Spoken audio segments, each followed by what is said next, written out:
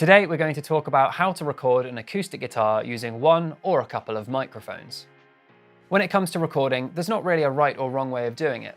Providing it sounds good to you and it sounds good to the artist that you're working with, that's what really matters. So these techniques are a great way to start, but make sure that you experiment and find out a technique that works best for you. The first thing that you're going to want to do is ensure that the guitar has some reasonably new strings and is tuned properly, as well as being positioned in the best sounding part of the room. Before you get set up, you'll need to decide what type of mics you want to use. Acoustic guitars generally contain a lot of high frequency information, so if you want to ensure that you pick up the full frequency range, you'll probably want to use a condenser microphone. However, there are no rules to which microphone you should use, so use whatever you have access to and experiment with the sound. So today we'll be using the Evo SR1 condenser microphone. This has a cardioid polar pattern, which means it picks up sound well from the front, but rejects it from the rear and the sides of the mic. We'll connect this to an Evo 4 audio interface using the XLR connection. We also need to make sure that we set the optimum level to avoid any distortion or clipping, so we're going to set it to peak around -10 dB. On Evo 4, we can use the Smart Gain function to do just that, by pressing the Smart Gain button, and then pressing the mic channel, and then pressing the Smart Gain button again. Then we have the guitarist play the most dynamic part of the piece, and Smart Gain will make sure the level is set perfectly. One less thing to worry about when recording. Different parts of an acoustic guitar offer different characteristics of sound. In general, the neck will be full of lots of high frequency content, while the bottom of the body, below the bridge, will give a much richer sound with less defined high frequency.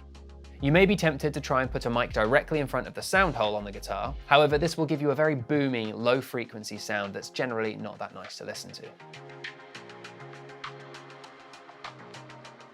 So a great starting point for a single microphone is 6 to 12 inches away from the 12th fret of the guitar. This will typically give you a balanced and natural sound, picking up a mixture of the high frequencies from the neck and the lower frequencies from the body.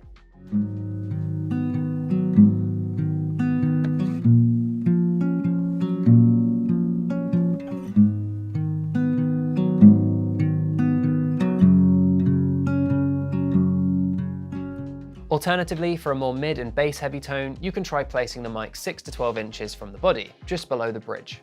This can often complement a vocal track where the singer has a higher register voice, as the higher frequencies won't be competing with each other.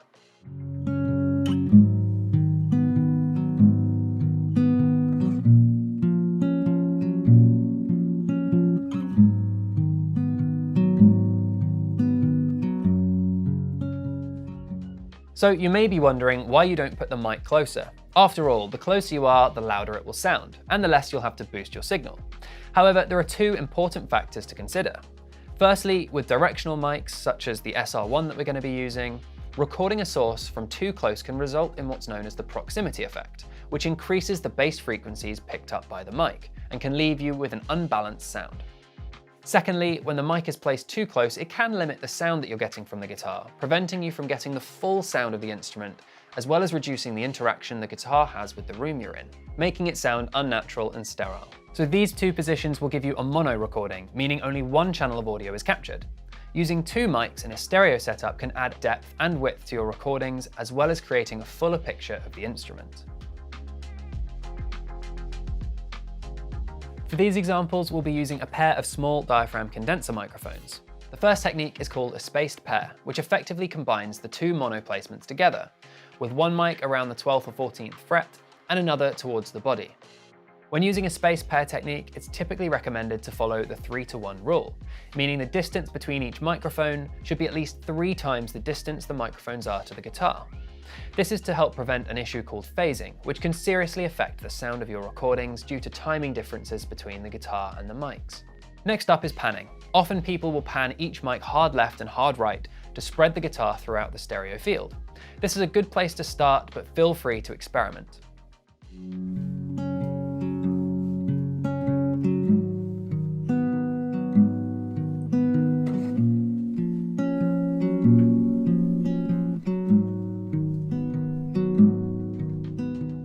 The next common technique is a coincidental pair, sometimes called an XY pair.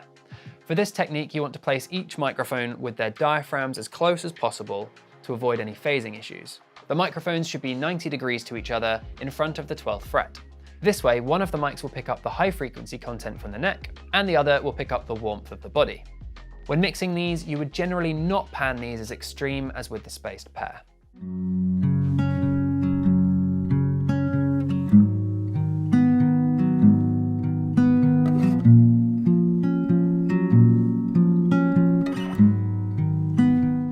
All of the techniques we've gone through are a great starting point to experiment with, whether you play around with the distance to the guitar, the position in front of the guitar, or even the particular mics.